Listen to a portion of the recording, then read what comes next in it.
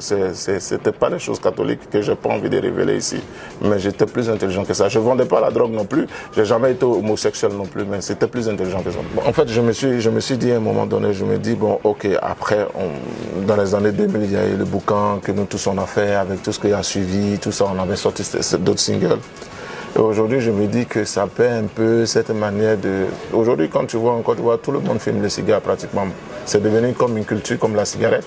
Donc du coup, j'ai dit, mais pourquoi ne pas rendre hommage à ces jeunes gens-là pour leur montrer que bon, c'est notre manière à nous de se distraire.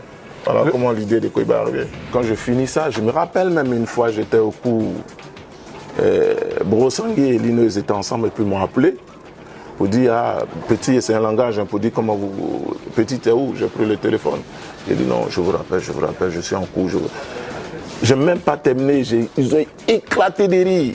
Mais je veux dire, quand je dis les jeunes gens aujourd'hui, je parle d'avant, il y a 10 ans en arrière, les jeunes Ivoiriens n'étaient pas dans entreprendre. C'était plutôt chercher à aller à l'école, avoir du boulot et aller travailler. Aujourd'hui, il y a beaucoup de jeunes filles, jeunes gens que j'entends qui sont dans l'immobilier, qui sont dans comment on appelle le truc là, comment ils appellent ça, ils vendent des terrains, ils font beaucoup de choses. Donc il y en a qui font des plantations, il y en a qui font de l'élevage. Tout ça, donc, ça c'était des choses, il y a 10 ans, 15 ans, c'était pas évident. Même, y compris moi, je faisais mon entrepreneuriat, mais je ne pensais même pas un seul instant faire certaines choses qu'aujourd'hui je suis en train de faire.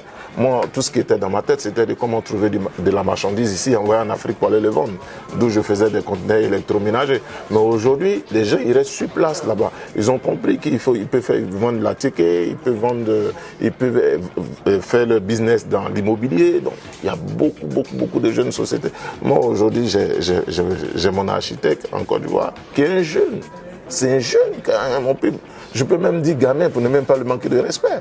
Mais si tu vois les réalisations du monsieur, j'ai dit chapeau. Donc cela. Après, si on dit simplement, si on arrive quelque part, qu'on m'identifie simplement à Vital, tout le temps Vital, non. Avant Vital, j'ai une vie et puis j'ai mon nom à l'état civil. Soit tu m'appelles par mon nom à l'état civil, soit tu m'appelles par mon propre nom, soit tu m'appelles par un surnom qui est Marco. Voilà. Après, si tu veux ajouter à le compagnon de Vital, des trucs comme ça, c'est pas un problème, ça ne me gêne pas. Alors, j'ai grandi à Demokoro parce que je vais à l'école, j'ai grandi à Djamé parce que je vais à l'école, j'ai grandi à Makori parce que je vais à l'école, j'ai fait Toumoudi, j'ai fait Bokanda. 13 villes, j'ai pratiquement parcouru toute la ville d'Abidjan, tout ça à la recherche du bonheur. Parce que quand tu nais dans une famille où je dirais pas pauvre, parce que le mot il est trop fort en disant pauvre, mais une famille qui a du mal à joindre les deux bouts, où tu grandis avec une maman, je suis l'aîné de ma mère. Donc tu grandis avec elle, elle était jeune à cette époque, parce que ma mère elle est illettrée à la base. Elle n'a pas eu la chance d'aller à l'école comme ses frères. Par contre, tous ses frères sont allés à l'école. Frères et sœurs, ils sont tous allés à l'école, comme en l'occurrence c'est Prince Kofi, dont on parlait tout à l'heure, que mon nom c'est le petit frère. Ma mère, il allait à l'école, il a dit. Mais ma mère, si vous voulez, entre guillemets, elle a été le sacré. Je n'ai pas dit l'enfant mal aimé, c'est trop dit, mais je dis qu'elle n'a pas eu cette chance-là d'aller. Donc du coup, il y a beaucoup de choses qu'elle n'a pas appréhendées dans les premières heures. Donc très jeune, moi je suis arrivé, elle devait avoir 19, 20 ans comme ça, quand moi je suis arrivé. Du coup, le monsieur il s'est tiré. Au début de nos relations, j'ai été cash. Je lui ai dit, moi, je ne suis pas en train de chercher une femme parce que dans sa tête à elle, un homme doit s'occuper d'elle. Si c'est ça, madame, vous êtes pas bien tombée, hein, c'est pas moi. Ça ne veut pas dire qu'on n'entretient pas une femme. D'ailleurs, elle fait beaucoup de va-et-vient. Donc, ça veut dire quelque part qu'il y a une communication, on s'entraide.